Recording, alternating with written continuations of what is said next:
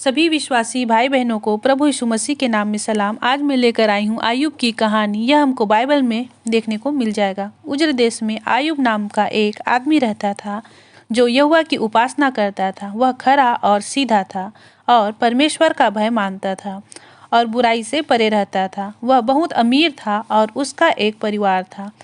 वह एक अच्छा आदमी था। उसके 7 बेटे और 3 बेटियां थीं और वह गरीबों की और ऐसी औरतों को भी मदद करता था जिसके पति की मौत हो चुकी हो।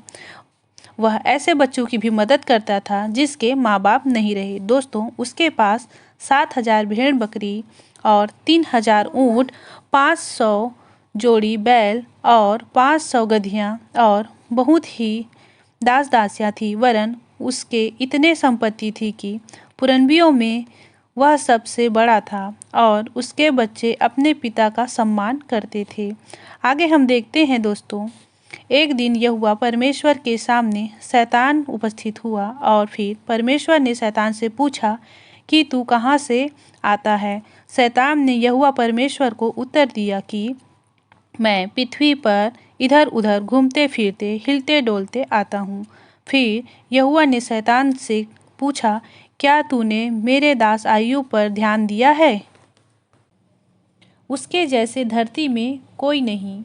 वह मेरी बात मानता है और सही काम करता है। शैतान ने कहा, आयुब तेरी बात क्यों नहीं मानेगा? क्या तूने उसकी और उसके घर की और जो कुछ उसका है उसके चारों ओर बाड़ा नहीं बांधा? तूने तो उसके काम में आशीष दी है और उसकी संपत्ति देश भर में फैल गई है। परंतु अब अपना हाथ बढ़ाकर जो कुछ उसका है उसे छू, तब वह तेरे मुंह पर तेरी निंदा करेगा। फिर यहोवा ने शैतान से कहा, सुन, जो कुछ उसका है वह सब तेरे हाथों में है, केवल उसके शरीर पर हाथ न लगाना। तब शैतान यहोवा के सामने से चला गया। दोस्तों, यहाँ जानने वाली बात यह है कि शैतान आपको छू नहीं सकता है। जब आप परमेश्वर की आज्ञाओं में चल रहे हैं या खरी शिक्षा में चल रहे हैं तो यहाँ शैतान भी बिना परमेश्वर की आज्ञा से कुछ नहीं कर सकता।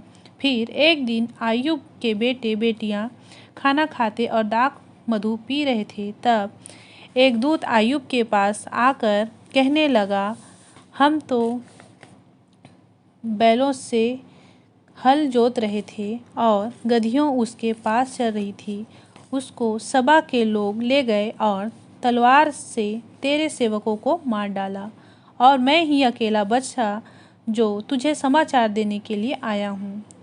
और वह यह कह ही रहा था कि दूसरा भी आकर कहने लगा कि परमेश्वर की आग आकाश से गिरी और उसके भेड़ बकरी और सेवक जलकर भस्म हो गए और मैं ही अकेला बचकर तुझे समाचार देने के लिए आया हूँ। दोस्तों, यहाँ जानेंगे कि शैतान आयुब की परीक्षा लेने के लिए उस पर कई तकलीफ़ें ले आई।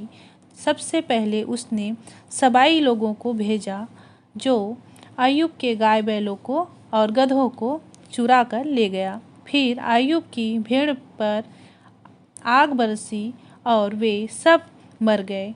इसके बाद फिर फिसदी लोग आकर उसके ऊँटों को चुरा कर ले गए और जानवरों की देखभाल करने वाले सेवकों को भी मार डाला। इसके बाद उसके बच्चे जो बड़े भाई के घर से खाना खाने के लिए बैठे थे, वहाँ प्रचंड वायु चली और जिस घर में थे वे घर गिर गया और उसका सब कुछ नष्ट हो गया। दोस्तों, यहाँ पर आयुब का सेवक समाचार देने आया और बोला कि तेरा सब कुछ अचानक से नाश हो गया। तब आयुब सिर मुड़ाकर जमीन में गिरा और परमेश्वर को दंडवत करके कहा, मैं अपनी माँ के पेट से नंगा निकला और वही नंगा लौट जाऊंगा। यहोवा ने दिया और यहोवा ने ले लिया। यहोवा का नाम धन्य है। दोस्तों, यहाँ पर देखते हैं सब कुछ नाश हो गया, फिर भी आयुब इन सब बातों में भी आयुब ने न तो पाप किया और न परमेश्वर पर दोष लगाया, बल्कि वह यहोवा की उपासना करना नहीं छोड़ा। फिर एक दिन यहोवा परमेश्वर के पुत्र उसके सामने उपस्थित हुए और उनके बीच शैतान भी उसके सामने उपस्थित हुआ। यहोवा ने शैतान से पूछा, तू कहाँ से आता है? शैतान ने यहोवा को उत्तर दिया कि इधर उधर घूमते फिरते हिलते डुलते आया हूँ। फिर यहोवा ने शैतान से पूछा, क्या तूने मेरे दास अय्यूब पर ध्यान दिया कि पृथ्वी पर उसके तुल्य खरा और सीधा और मेरा भय मानने वाला और बुराई से दूर रहने वाला मनुष्य और कोई नहीं है? फिर शैतान ने यहोवा से कहा, खाल के बदले खाल, परंतु प्राण के बदले मनुष्य अपना सब कुछ दे देता है। सो केवल अपना हाथ बढ़ाकर उसकी हड्डियों और मांस छू ले, तब तेरे मुंह पर तेरी निंदा करेगा। तब यहोवा ने शैतान से कहा, वह तेरे हाथ में है, केवल उसका प्राण छोड़ देना। दोस्तों, शैतान अय्यूब को और भी दुख देना चाहता था, इसलिए उसने ऐसा किया कि अय्यूब के पूरे शरीर पर फोड़े निकल आए। उसे बहुत दर्द सहना पड़ा। वह नहीं जानता था कि उसके साथ यह सब क्यों हो रहा था। फिर भी वह यहोवा की उपासना करता रहा। यह देखकर परमेश्वर अय्यूब से बहुत खुश हुआ।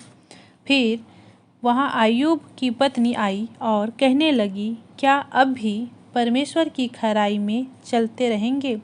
अब तो परमेश्वर की निंदा करिए। फिर अय्यूब ने कहा, तू एक मूढ़ी स्त्री की सी बातें करती है। क्या हम तो के हाथ से सुख लेते हैं तो क्या दुख नहीं ले सकते? और इन सब बातों में भी अय्यूब ने अपने मुंह से कोई पाप नहीं किया। अय्यूब की पीड़ा को सुनकर उसके 3 मित्र आए और उन्होंने उससे कहा, तूने जरूर चोरी छिपे कोई पाप किया होगा, इसलिए परमेश्वर तुझे सजा दे रहा है। इस प्रकार अय्यूब के मित्रों ने अय्यूब पर दोष लगाए तथा उससे ही दोषी कहा, जिससे अय्यूब को बहुत दुख हुआ। तथा इन सब बातों को सुनने के बाद अय्यूब अपने मित्रों के सामने बोला कि मैंने कोई गलत काम नहीं किया है। मैं तो परमेश्वर का भय मानता हूँ और खराई से चलता हूँ। ऐसा बताते बताते अय्यूब ने कहा, मैं परमेश्वर से प्रार्थना में बात करूँगा।